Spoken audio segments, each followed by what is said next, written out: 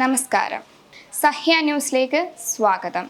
തിരൂരിലെ മണ്ണിടിച്ചിലും അർജുന തിരോധാനവും ഇന്ന് വരെ നടന്നു വന്ന വഴികളിലൂടെ നമുക്കൊന്ന് സഞ്ചരിക്കാം. അർജുന് വേണ്ടിയുള്ള തിരച്ചിലിന് വിവിധ ഘട്ടങ്ങൾ ജനങ്ങൾ ആകാംക്ഷയോടെയാണ് കാത്തിരുന്നത്. കോഴിക്കോട് സ്വദേശി അർജുൻ ഓടിച്ച ലോറി കാണാതായി.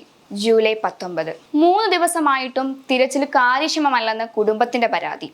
അർജുനെ രക്ഷിക്കാൻ കേരള സർക്കാരും രാഷ്ട്രീയ സംവിധാനങ്ങളും സമ്മർദ്ദം തുടങ്ങി.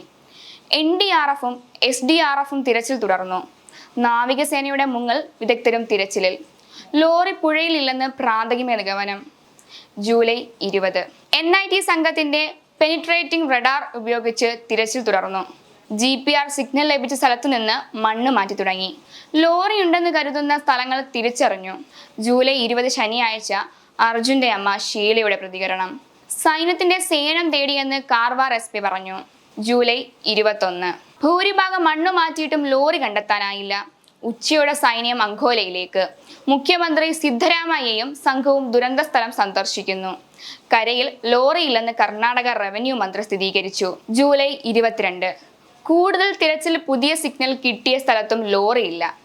പുഴയിൽ വീണ്ടും നേവിയുടെ പരിശോധന. ജൂലൈ 23. സൈന്യവും നേവിയും പുഴയിൽ തിരച്ചിൽ തുടർന്നു. പുഴയിൽ 40 മീറ്റർ അകലെ ലോഹ സാന്നിധ്യം കണ്ടെത്തി. ഡീപ്പ് മെറ്റൽ ഡിറ്റക്ടർ ഉപയോഗിച്ച് തിരഞ്ഞിട്ടും ഒന്നും കണ്ടെത്തിയില്ല.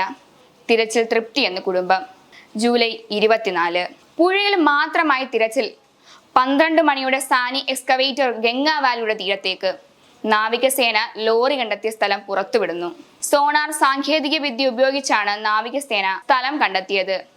കനത്ത മഴയ്ക്കിടയിലും നേവിയുടെ സ്കൂബ സംഘം ലോറിയുള്ള സ്ഥലത്തേക്ക്.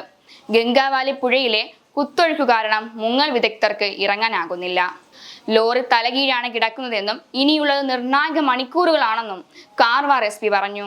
News desk, Sahya news.